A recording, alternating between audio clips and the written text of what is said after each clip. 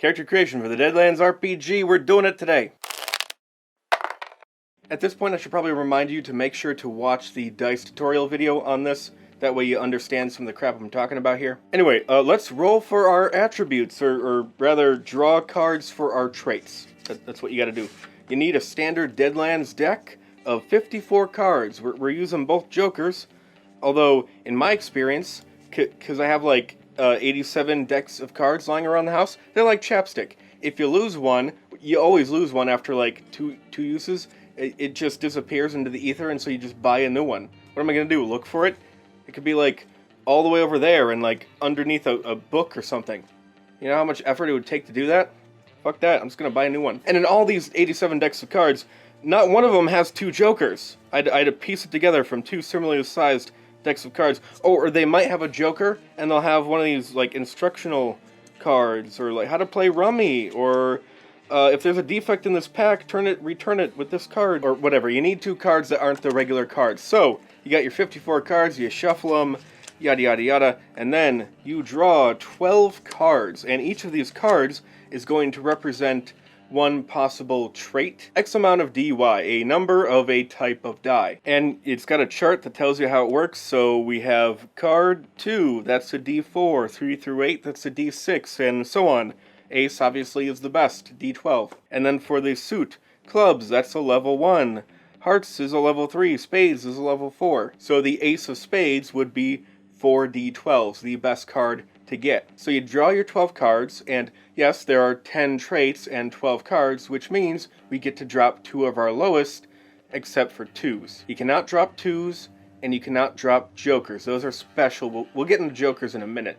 But you're stuck with 2s, which is good. It helps keep your character more interesting.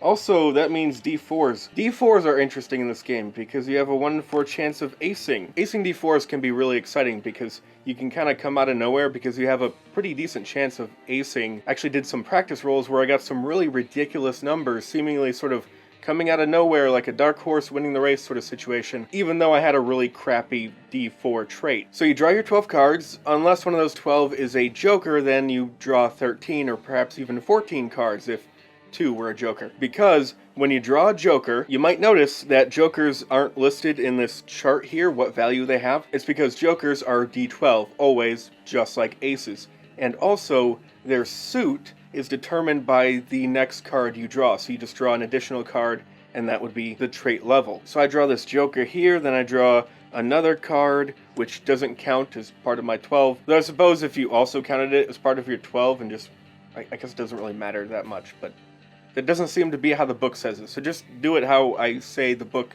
seems to say it.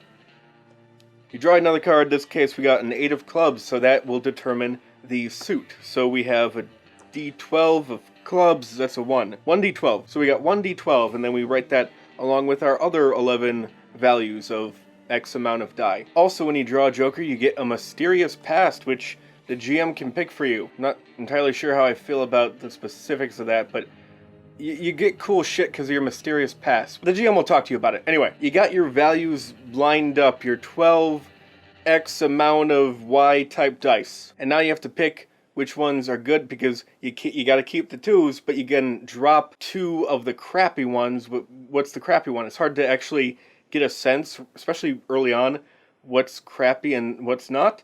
Some are pretty clear, like 4d12s, obviously, that's good. Or 1d4, that's bad. But at a certain point, it's like, okay, wait, I could have 4d6s or 3d10s, and this is not just in terms of what are you dropping, but what are you putting where. Maybe if I knew statistics and probability and all that stuff better, maybe it would be more inherently obvious to me. But I don't know, carry the 1. The important thing to remember is that these values will determine the exact number and type of die you roll for that particular trait test. But, like in most games, rarely will you ever do a trait test, or attribute test, or check, or whatever, ability score test, whatever. You know, rarely do you roll on dexterity. More often than not, you're going to roll on bows or athletics or something which is related to dexterity. It's the skill for the most part, or in this case, the aptitude. So yeah, just like in most games, You can do trait tests, but more often than not, it's going to be an aptitude test. And the way a trait influences the underlying aptitudes is with that die type. So when you have your character sheet and assign a 3d10 to your nimbleness, well, you're going to roll a 3d10 every time you do a nimbleness check for whatever reason, bouncing on a tightrope or something. But also, that d10 is going to carry on down, and if you want, you can fill it in down below for every one of those checks. You're going to roll X amount of d10s for climbing, dodging, driving, and fighting. And the number of that die you roll is going to be based off of the ranks in the aptitude you have, anywhere from 0 to 5 at character creation. It can go a bit higher afterward, but for now, 0 through 5. Although even if you have 0 ranks in it, that's technically misleading because you still roll 1 die. It's just that you have no ranks in it, it's untrained, so you get a penalty of -4 added on to your result. Also, when assigning the values to your traits, it's important to keep in mind the secondary traits or characteristics, or they're just certain things that are important to your character that are based off of these values. For example, aptitudes. Aptitudes are your skills, and you get X amount of skill points, X amount of aptitude points to spend on your aptitudes based off of several stats. Knowledge, smarts, and cognition.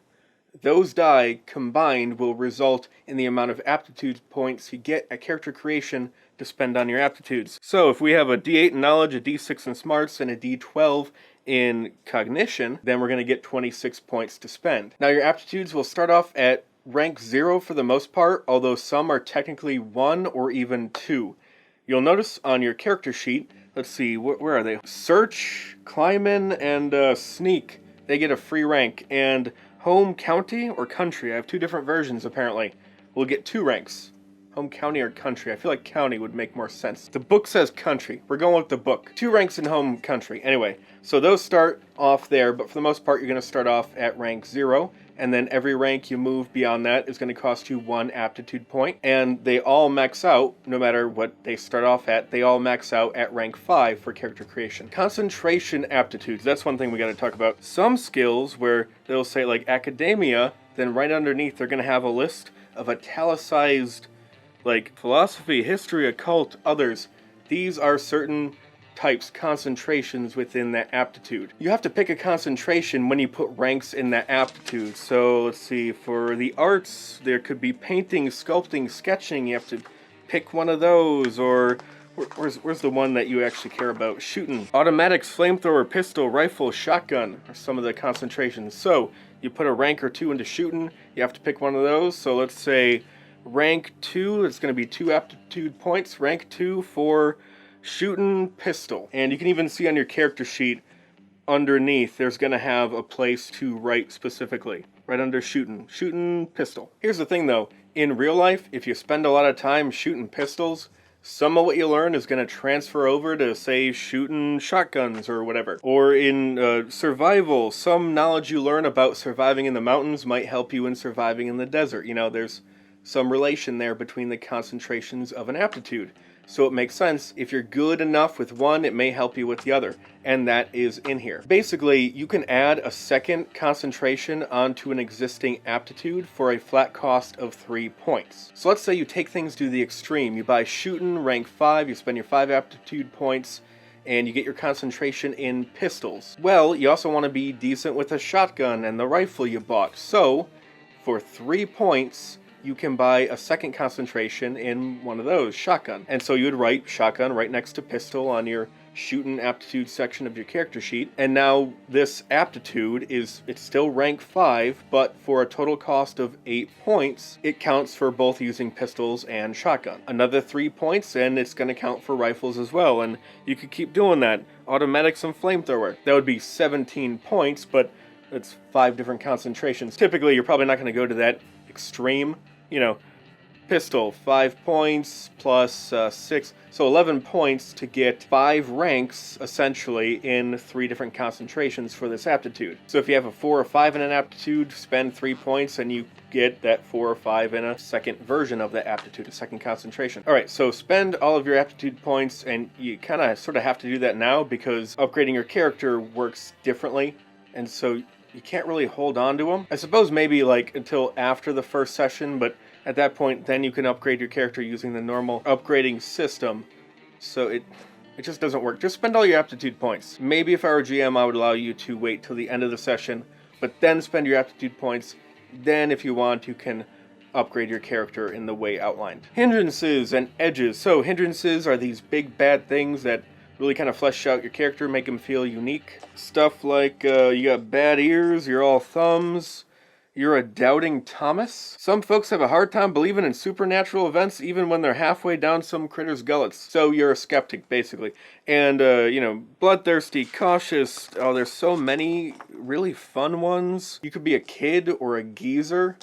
Anyway, you take these bad things on your character, and sometimes it's something mechanical that's wrong with you. Sometimes it's merely an opportunity to roleplay, and you'll get some rewards for role-playing in that way. Fate chips. And these can be spent to improve your rolls, and also spent to help you level up. You can trade them in for bounty points, which you then upgrade your character. Hindrances are a great way to earn those, but also just fleshes out your character, and you get points. They each have a point value, like all thumbs is 2 points. Bad ears could be 3 or 5, depending on whether it's a mild deafness or you're stone deaf. And these points are a separate currency, which can then be spent in picking up edges, which are the exact opposite. Good stuff that helps your character. We got like nerves of steel, luck of the Irish, you could be mechanically inclined, you could be purdy. You got some kind of renown, sidekick.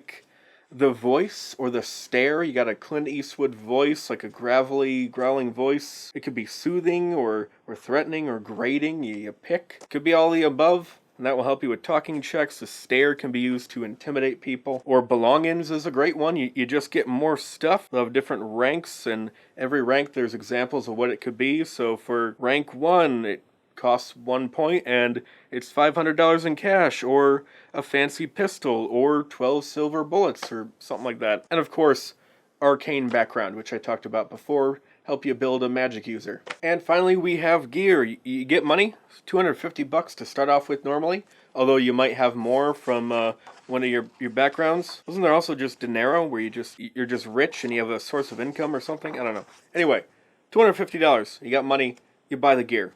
There's a gear section, you buy it. Pretty self-explanatory. Though, tip, when you're buying your gear, you gotta buy boxes of ammo for your gun, and certain ammo types are more common. Like, what was it, 38 and 45, I think, are the most common ammo types. That's something to consider. There might be some ammo that's cheaper and it does enough damage for your taste. You're happy with your revolver or weapon pick, but you might have a harder time finding ammo later on, which is great. It's a horror game. There should be some sort of survival aspect to it, or just being able to use lack of resources is a great tool for GMs. Oh, you can't find the ammo for your favorite pistol, and just the fact that something that small could be so important, and therefore a source of drama or a motivating factor to go to a specific town, the nearest town. You have to go out of your way to go to this town, otherwise I'm not going to have enough bullets, or I'm going to have to use your backup gun, and then you have to make a choice as a group over something that small. I think that's cool. Anyway, that should be enough.